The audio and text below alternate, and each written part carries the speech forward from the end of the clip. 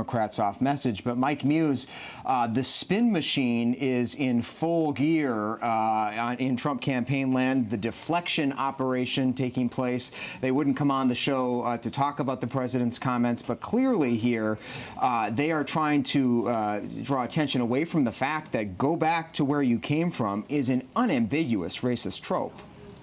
Absolutely. There's so many things that have been wrong with this statement, and there's so many things that have been wrong that's concerned me throughout the weekend as President Trump has made this statement. But the most jarring aspect of it is how the Republican Party has not come out full force, full stop to denounce this type of rhetoric. There's a danger when you are sitting within the Oval Office. The Oval Office means something not only to America, but to the globe, to our global society, to our global community. And it's important of whoever is in that space, whoever is in that seat, it's to really set the standard and to what America is and really who we are. And let me tell you, Devin, it's not comfortable as a black man, as I sit here speaking with you, to even have to have these type of discussions that are coming from the civil rights era, that are coming from the Jim Crow era. When it comes back about go back to where you come from, go back to Africa. These are the things that we've heard of as if we are come from a foreign place, right? It's almost as if we don't have a right to be here, but it goes to a larger narrative that we talk about the First Amendment, as we talk about freedom of speech, as we talk about censorship, as if we don't have the opportunity to critique our government, to critique our democracy, to make it better,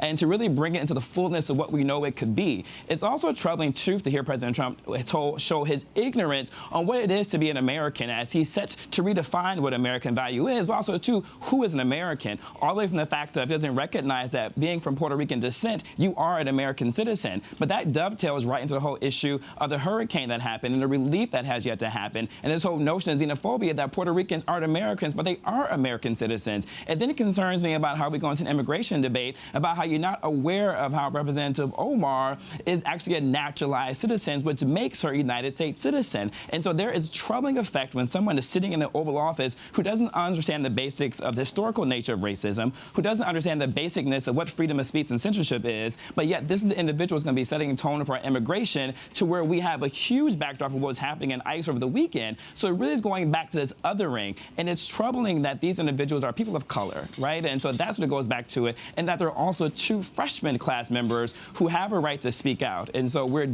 treading into a very dangerous position here in America when you start using this. My concern, Devin, also too is security and safety of these four members of Congress. For the fact for the president to rise this troping, right, to rise this fear, to rise this othering on these Congress people. They've already have received death threats already. The president isn't helping with this. And there is a danger when you cannot critique your government to be fearful of your life. Even as American citizens, we begin to critique on social media, on platforms such as ABC, those of us who are people of color, do we have to now be concerned with our safety because the president has rose to this type of level?